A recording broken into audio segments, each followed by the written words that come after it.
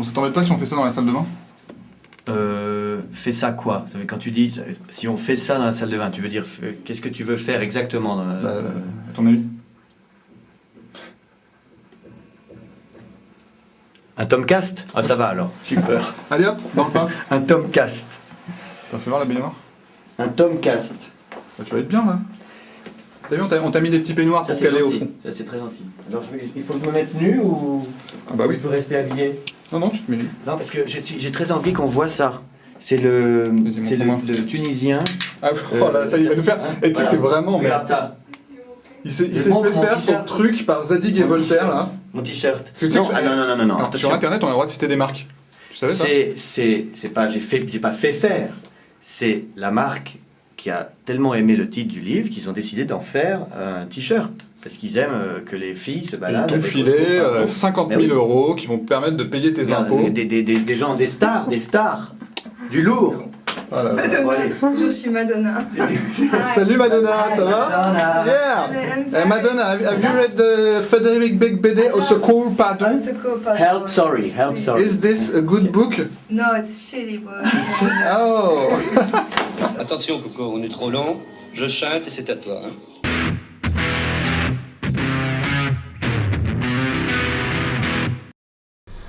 Donc à partir de ce moment-là, ça enregistre. Très bien, donc c'est à partir de maintenant qu'il faut faire gaffe à ce qu'on dit. Voilà. Ok. Mais moi je te ferais style on n'enregistre pas pour essayer d'obtenir des révélations malhonnêtes. Très bien. Comme par exemple de m'avoir mis tout habillé dans la baignoire d'Oscar Wilde, ce qui me rend particulièrement grotesque. Tu es au courant? Absolument. Oui, parce qu'on est dans un hôtel qui s'appelle l'Hôtel. Ouais. Et c'est l'immeuble où est mort Oscar. Alors, ça s'appelle Oscar Wilde, hein. C'est un nom irlandais, c'est compliqué à prononcer, c'est vrai. Oui, il est décédé ici, et à l'époque, il était très seul, très oublié, endetté. Et le patron de cet hôtel a été héroïque, puisqu'il lui a pas demandé de payer pendant un certain nombre de semaines. Une sorte de sponsoring à l'ancienne. Oui. Et le pauvre est mort dans cette chambre, qui était à l'époque certainement beaucoup moins jolie, parce qu'elle a été refaite récemment, et maintenant c'est, on dirait, une chambre de l'hôtel Coste. C'est même décorateur d'ailleurs. C'est ça, voilà. Donc c'est très beau. Enfin, c'est pour les gens qui aiment ce style-là, mais voilà. Ça n'a rien à voir, c'était un hôtel complètement borgne à l'époque. Et la baignoire, elle est confortable? Non, j'ai été obligé de mettre des peignoirs. Vous voyez, il y a des peignoirs là, sous mon cul, parce que... Sinon, je sais pas, c'est pas très, non. Parce que normalement, en fait, on met de l'eau dans les baignoires. C'est pour ça. Qu'elles sont confortables. C'est bien pour ça. Alors là, je me suis dit que si je me foutais un poil pour mon premier Tomcast, ça craignait. Ça faisait un peu vraiment, ouais, il est prêt à tout pour passer sur le truc branché d'internet. Et je préférais pas tout de suite tout donner. Voilà, rester un peu sur mon compte à moi. Mais alors justement, il y a un truc que je comprends pas, c'est que donc ton nouveau roman Au Secours Pardon vient de sortir et t'as refusé toutes les télés, quasiment. Oui. Et tu t'as accepté tout naturellement de venir chez moi alors qu'on se connaît à peine. Eh ben, c'est très simple, c'est du snobisme. Alors que ton attaché de presse était même pas chaude, hein, pour être très franc avec toi. C'est du snobisme. C'est parce que je suis incorrigiblement snob et que je préfère être interviewé ici par toi que par tous les autres animateurs de télé qui m'ont proposé gentiment, mais je crois que ça sert à rien. En fait, aujourd'hui, je crois que pour un écrivain d'aller vendre son livre à la télévision, c'est parfaitement inutile.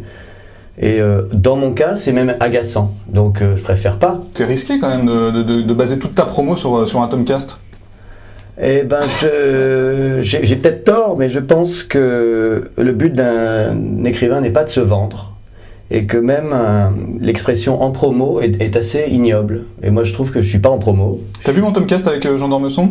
Très bien, ouais, j'ai vu. Il avait une belle phrase à ce sujet. Oui, je me souviens pas, mais ça devait être bien. C'était un livre qui passe à la télé est un livre déformé, et un livre qui ne passe pas à la télé est un livre perdu. Eh ben alors dans ce cas, je préfère être perdu que déformé. Voilà, je crois que c'est clair. Nous ne sommes pas à vendre, je ne suis pas un vendeur d'aspirateur, j'ai écrit un livre, ça m'a pris du temps. Que les gens le lisent ou non, mais presque égal, à vrai dire. C'est affreux, hein, mais... le travail de l'éditeur, c'est de vendre, mais le travail de l'auteur, c'est juste d'écrire. C'est pas d'aller vendre et d'aller supplier à genoux, par pitié, lisez mon livre, lisez mon livre. Je crois pas. Je crois que Et d'ailleurs, je pense qu'en c'est plutôt, dans le cas de gens qui ont déjà un peu de notoriété, c'est même contre-productif, parce qu'on a l'impression que le type a dû écrire un truc très mauvais s'il est en train de supplier dans toutes les émissions qu'on l'achète. C'est bien la preuve que c'est nul. Pour moi, c'est ça. D'ailleurs, mon bouquin, il marche quand même, sans télé. Et Oui, alors justement, j'allais te demander, là, Voilà. ça va, ça se vend bien? je crois qu'il marche, il marche pareil que si j'avais été partout faire un numéro de VRP. Alors parlons un peu de ton dernier roman, donc Au secours, pardon. Hop, donc qui vient de sortir chez Grasset. Voilà, le type qui vient de dire qu'il voulait pas le vendre. Regarde-le. Non, mais je veux pas le vendre. Non, c'est vrai, c'est celui-là. Alors, ce qui est un peu jouissif finalement, c'est que c'est la suite de 99 francs, qui est un roman quand même que beaucoup de monde a aimé. Et alors on retrouve Octave, qui est donc le héros de 99 francs, quelques années plus tard, Ouais. avec un nouveau métier. Il s'est reconverti en scout. Alors le scout, c'est pas le mec en Bermuda qui va te vendre des calendriers à la sortie de la messe. Exact. C'est un autre métier très différent. Talent scout, c'est-à-dire chasseur de mannequins, chasseur de talents, proxénète de visage. Il traverse toute la Russie et beaucoup de pays de l'Est à la recherche de la plus belle femme du monde. Voilà, c'est le rêve. Le rêve. C'est difficile, on va dire. C'est le bon plan intégral, quoi. C'est-à-dire que vraiment, je me suis dit, Octave, après avoir été publicitaire et un peu animateur de télé, il n'y a qu'un métier qui peut l'amuser, c'est ça. C'est-à-dire que c'est le métier que j'aurais rêvé de faire, mais je n'ai jamais osé, parce que je suis trop timide. Il faut aborder toutes les plus belles créatures, dans la rue, dans les bars, dans les boîtes, dans les boulangeries, dans les supermarchés, partout. Ouais. Et pour être encore plus précis, Octave, il a une mission qui est de trouver la beauté parfaite pour le compte d'une firme internationale de cosmétiques que tu as prudemment appelée l'idéal. Oui. Dont le slogan est « Bientôt, vous serez toutes uniques ». Pas mal. Et oui, parce qu'en fait, il travaille pour une agence de mannequins qui s'appelle Aristo. Là aussi, ça peut faire penser à une agence qui existe. Et donc, il a un client. Un de ses clients principaux, c'est l'idéal. Et donc, il va montrer des castings, il revient à Paris, il repart à Moscou, etc. Alors, tu es super violent, justement, avec l'idéal, qui est très bien documenté. Je vais dire un petit extrait pour donner un exemple. Tu disais, alors, en parlant justement des gens qui travaillent chez l'idéal, faire la fine bouche était le seul moyen pour les équipes de l'idéal de venger leur frustration sexuelle. Pour la première fois de leur existence, ils avaient du pouvoir sur les belles. Oui, mais oui, j'ai souvent remarqué ça dans les réunions quand j'étais dans la pub, que ce soit chez Danone, L'Oréal ou autre. Vous avez des chefs de produits qui ont fait HEC, qui ont pas mal ramé avec les femmes, qui en ont épousé une pas terrible, et puis qui se mettent à finalement avoir du pouvoir pour choisir le physique des modèles, et c'est le seul moment où ils peuvent se venger. On sent souvent une ivresse du pouvoir chez les petits chefs des annonceurs, que ce soit en France ou ailleurs, hein. C'est humain d'ailleurs. Alors je me suis dit, tiens Frédéric, il est quand même vachement bien documenté, jusqu'à ce que je vois que tu dis qu'un des big boss de L'Oréal est un travelot. C'est possible ça, dans une boîte aussi sérieuse que L'Oréal? Ah oui, c'est vrai, oui, bien sûr, oui. Oui, c'est même c'est une des choses qui a l'air inventée dans le livre et qui est le plus vrai. Mais c'est pas un travelot, c'est un homme qui a choisi de devenir une femme et on le respecte, ça s'appelle un transsexuel. D'accord. Et effectivement, c'est connu, le DIRCOM international de L'Oréal est un transsexuel, c'est pas interdit, c'est même au contraire une preuve je trouve, de modernité de la part de l'entreprise, d'embaucher à un niveau aussi important. Ça veut dire, tu dis quand même que le mec, il doit vraiment être très très très très bon, quoi. Parce que pour arriver à ce niveau-là, tu vois, en plus en ayant quand même quelque chose d'assez atypique. Oui, mais j'ai dans un monde assez conservateur, quoi. Oui, oui. J'étais. Oui, à un moment. C'est un roman, hein, je parle pas de cette personne-là. Mais à un moment dans le livre, je dis que il fallait vraiment avoir beaucoup de conscience professionnelle pour, étant un homme, choisir de devenir une femme pour mieux comprendre ses clientes. Puisque finalement, c'est quelqu'un dont le métier est de s'adresser à des femmes dans le monde entier. Et donc, il en est devenu une. Et je trouve que là, c'est vraiment une preuve de sérieux. Et c'est vrai que ça fait bien sur un CV. Alors la plupart des articles consacrés à ton roman, en fait, ont vu en effet une contestation violente des dictates de la mode, de ce que tu appelles le fascisme, en l'écrivant comme fashion et fascisme. Mais moi j'ai l'impression quand même que c'est surtout le malaise de la quarantaine qui transparaît de cette confession, parce que c'est une confession un peu du héros qui se confesse à un pope, en fait, un prêtre russe. Voilà. Toi t'es en plein dans la quarantaine, t'as 43 ans, c'est ça ? Bientôt 42, 41 pour l'instant. Merci de ne pas trop me vieillir quand même, hein. N'exagérons pas, sinon je vais faire une crise encore plus grave. C'était un piège pour voir si tu connaissais bien ton âge. Voilà. Oui, quand on écrit un livre, on mélange tout. Alors il y a des choses très personnelles, il y a des choses totalement fictives. C'est un portrait de la Russie aujourd'hui, c'est un pays très bizarre, très violent et très magnifique. C'est aussi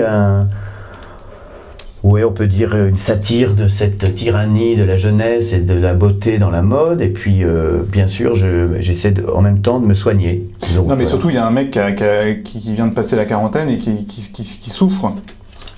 Ouais. Oui, c'est vrai. Enfin, je vais prendre des extraits, tu sais. Bien sûr. La première phrase du roman, c'est quand même « C'est l'année de mes 40 ans.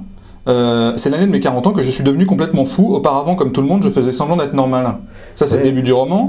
Après, un autre extrait, en résumé, j'ai 40 ans, je ne sais pas qui je suis et je ne suis plus qui j'étais. Donc ça, c'est la formule typiquement becbédérienne, on va dire. Oui, à un moment, j'essaie de résumer même ces deux-là en disant « je ne sais pas qui je ne suis plus ». Exactement. C'est vrai que c'est un peu le problème à 40 ans.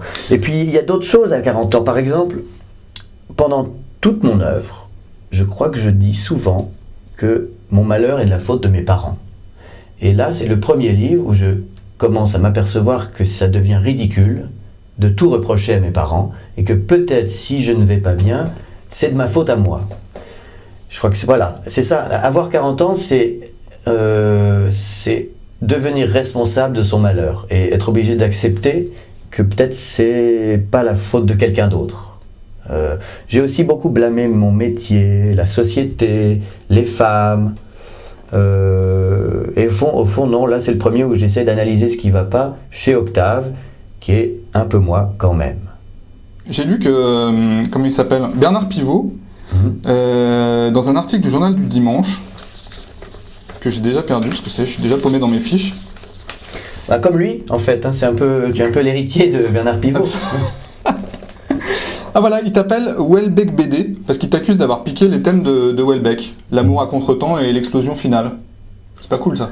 Non, ça me flatte énormément. Je suis un grand admirateur et ami de Michel Houellebecq, et ce fut le premier à lire le manuscrit d'Au secours pardon.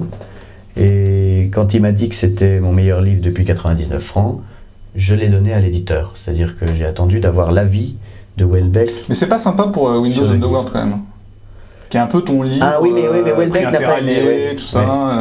C'est vrai que mais ça, c'est marrant. C'est un peu ton Lunar Park en fait, Windows Underworld. Et puis c'est un livre aussi plus triste, plus réaliste. C'est un peu mon Chao Pantin, c'est-à-dire que quand on fait des livres drôles, on n'a pas de prix, et puis si on fait un livre triste qui fait pleurer, alors là, tout d'un coup, tout le monde dit « Ah, quel génie !» Et ça a bien marché, mais Houellebecq n'a pas aimé, parce que je crois qu'il est très anti-américain, en fait, Michel. C'est pas quelqu'un qui... Ouais. Même si, par ailleurs, il y a beaucoup de choses dans la littérature américaine qu'il aime beaucoup, il n'aime pas tellement l'Amérique, et donc voilà. Alors, dans Au secours pardon, il y a des phrases nulles quand même, j'ai trouvé. Soyons cash. Il y a forcément des phrases nulles pour qu'il y ait des phrases bien. Je suis obligé de le dire parce que page 204, c'était une phrase nulle. D'accord. Faisons-nous plaisir. Quand je l'ai prise en photo, même mon appareil était intimidé. Attends, c'est naze quand même ça. Non, c'est si magnifique. Tu vois ça dans un manuscrit de Petit Jeune quand t'es chez Flammarion, tu refuses ça. Non, c'est beau l'idée d'un appareil qui est timide. Ouais. Pourquoi pas? Non, je suis sûr qu'il y a pire. À mon avis, c'est pas la plus nulle. Bon, non, il faut citer pour compenser les phrases qui sont belles, qui sont juste avant la description de Lena Deutscheva quand il la voit entrer au caviar bar et qu'il est ému par la grâce absolue. J'en ai annoté tellement des pages dans ton bouquin qu'en fait, Non, mais c'est parce que, super dur à gérer une interview. Une phrase nulle, d'accord, mais il y a quand même toute la rencontre avant qui est d'une poésie folle. Et moi, j'ai utilisé... Moi, il y avait une phrase que j'aimais beaucoup. J'ai utilisé beaucoup de... Elle beaucoup n'avait de pas ma- besoin de s'épiler le sexe puisque ses poils n'avaient pas encore poussé. Ah, ça, c'est... Bon, Non, ça, c'est c'est- ce qui, non, ça, c'est c'est ce pas qui ça. t'excite, toi. C'est ton... C'est un peu Madsnevien quand problème. même, ça j'ai trouvé. Hein. Entre ça et puis le côté russe, confession Oui. au pop, Ben, entre il y a un peu son ombre qui plane sur certains passages Alors, du livre. j'adore Gabriel Mais Maznev. moi aussi. Et j'adore aussi Nabokov. Deux Russes qui s'intéressaient à la pureté. Alors je sais pas si tu sais, mais sur le web, t'es devenu un vrai sujet de débat aussi. C'est Ah impressionnant. Ah ouais, franchement, notamment sur le Buzz littéraire, qui est un site web assez connu, il y a un espèce de post avec plus de 12 000 commentaires. Il y a une nana en fait qui demande aux gens, une nana qui s'appelle Alexandra, qui demande aux gens leur avis sur Bec BD. Et là, t'as des centaines de réactions. Alors ils sont déchaînés quoi. Il y en a qui te détestent, il y en a qui t'adorent. Et en fait, on se rend compte que Bec BD, il y a du pour et du contre. Et je vais savoir si t'as conscience, à ton avis, de c'est quoi le pour de Bec BD et c'est quoi le contre de Bec BD. Non, j'arrive pas à sortir de mon corps pour me regarder de l'extérieur comme les gens quand ils sont en train de mourir. J'aimerais bien, mais Je vais t'aider. je ne suis pas capable. Je peux pas dire. J'aime beaucoup écrire le contre moi-même avant les autres. C'est très bien de faire ça. Comme ça, quand ils arrivent et qu'ils vous expliquent que vous êtes une merde, vous les avez précédés. Alors, un petit commentaire sur mon blog. Déjà, rien que la couve, elle me fait gerber. On sent le pur produit fashion destiné à chatouiller le cerveau reptilien des anesthésiés de service et faire vendre, man. Alors que Bec B, à part 2-3 formules style pub, ne sait pas plus tenir un stylo que raconter une histoire. On dirait du Guillaume Musso, cette couve, c'est pire. Maintenant, pour vendre, man, te faut un mannequin ou une paire de nibards en une. La flaque de sang, ça marche bien aussi. Autrement, t'es dead. Dur métier, hein, mais où va la littérature? Qui t'a parlé de littérature? Ouais, c'est Strange Days qui a écrit ça sur mon blog quand j'ai dit que j'allais te rencontrer. Liberté de critique, c'est l'intérêt d'Internet, tout le monde peut parler. Par contre, c'est pas vrai que c'est racoleur, parce que la photo est en noir et blanc, un peu floue, un peu d'une esthétique soviétique, et mon éditeur était contre. Je Mon demandais éditeur, il voulait... au réalisateur Voilà, on va demander aux caméras de Rémi Grimbach. Voilà.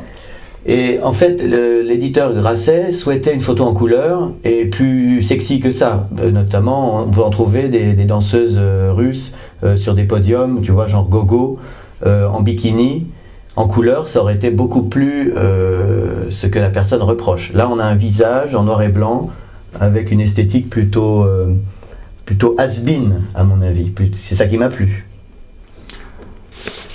Alors, j'ai un autre gars qui me dit, alors c'est Serge Kouzmans, un journaliste belge très connu, Ouais. qui dit « Est-il possible pour un écrivain français à la mode de ne pas faire du Bret Easton Ellis de division provinciale ?»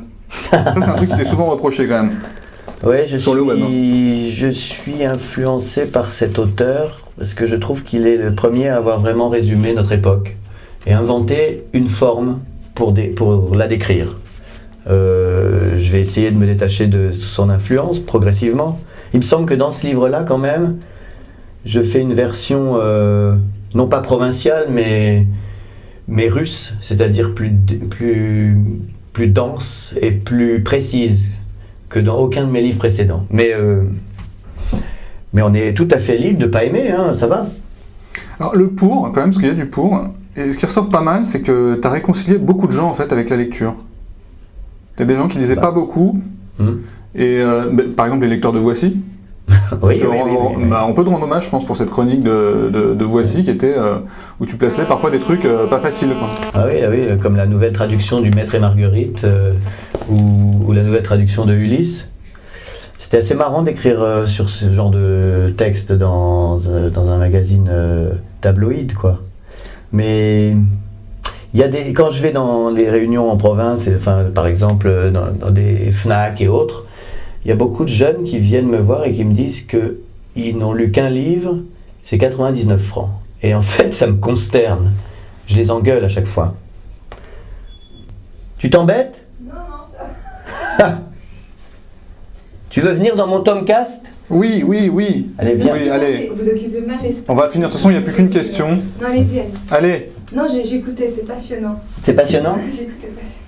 Mais c'est dégueulasse que les gens vont se demander qui c'est. Mais c'est ça qui est bien, c'est que terrible. ça augmente le mystère. Si jamais c'est mauvais, tu interromps, d'accord? D'accord, je fais un signe.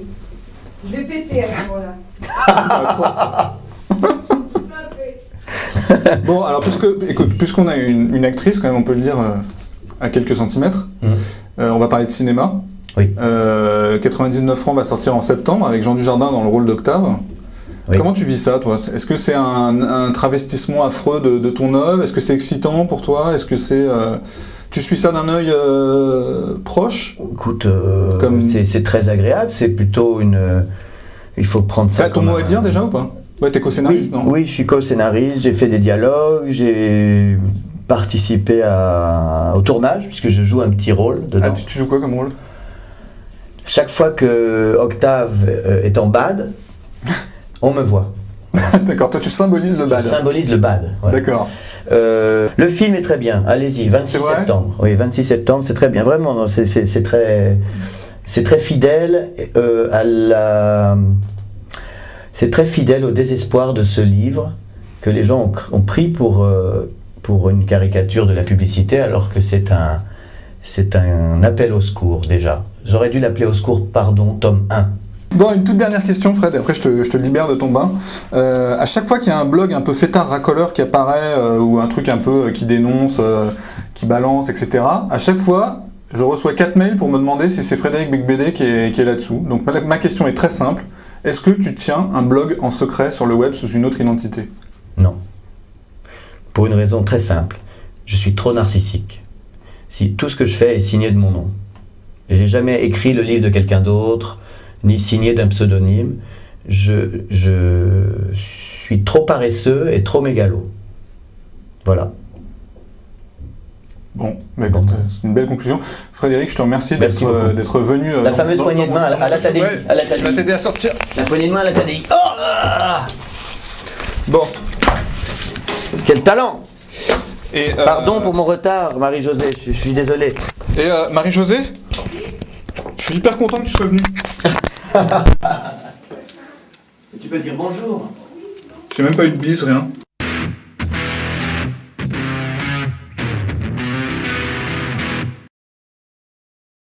C'était ma seule télé. Je suis très fier d'avoir fait ma seule télé ici. Surtout que c'est pas une télé, c'est du web. Oui. Et justement, parce que la télé est morte, à mon avis, que ça n'a plus d'intérêt d'aller là-bas.